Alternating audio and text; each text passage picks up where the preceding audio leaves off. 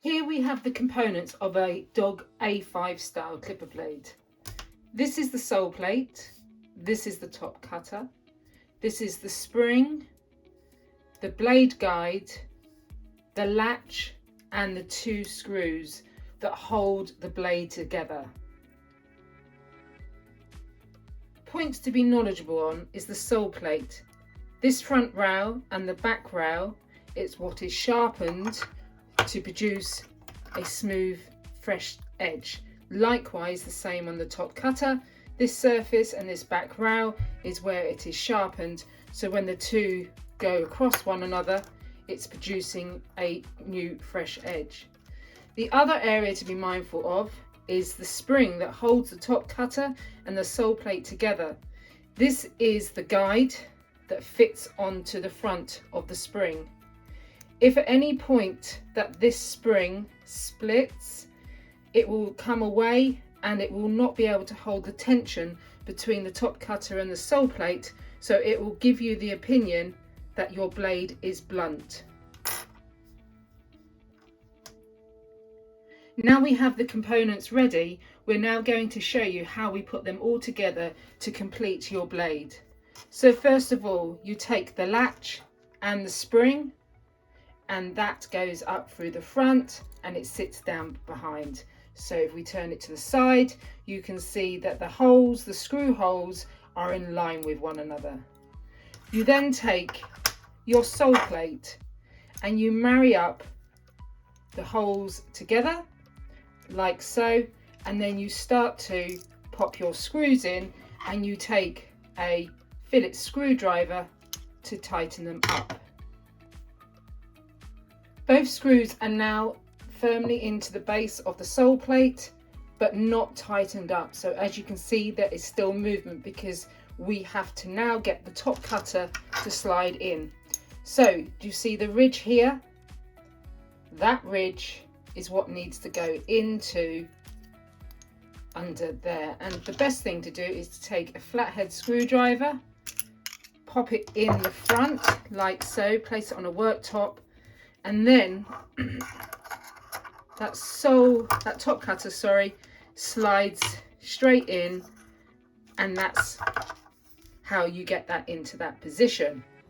Now you have to be mindful of the fact that this is still very loose, but also please take note that this sole cutter and top cutter have to be set apart between 1 to 2 millimeter.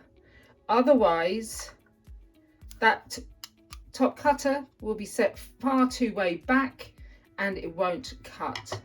So now they are firmly together, and making sure that it's all married up level, you turn the blade over and again you tighten up the screws as far and as tight as you possibly can.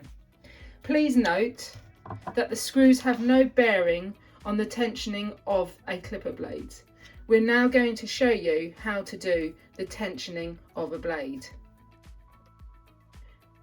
Now this blade is already set up, and just like I explained to you a minute ago, the top cutters is just in line with the sole plate.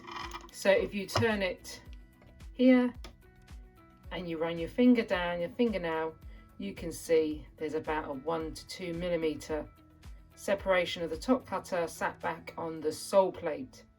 Now, even though that is set up correctly, sometimes the blade can jam, and that is because the tensioning on the blade is too stiff. And as you can see on this blade, I am now freely moving that top cutter backwards and forwards. However, on brand new blades and blades that have been returned from sharpening, sometimes this top cutter does not move. So to be able to release the tension, you then have to take a flathead screwdriver, and in that spring there, you just lift it gently on a rocking action on both sides, and that releases the tensioning of that spring. And so you should be able to move that top cutter backwards and forwards with some ease.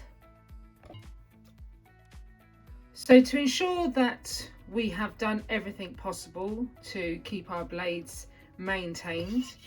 So before we demonstrate it, we will always spray with some oil, and here we're using the Clipper Easy Oil spray, and we just put a quick spray over that top cutter, let that clipper run, and as you can see, it cuts through the coat with greatest of ease. And here we are demonstrating it on a sheepskin. We don't have endless amount of dogs here, but as you can see, that blade is now all set up and ready to be used.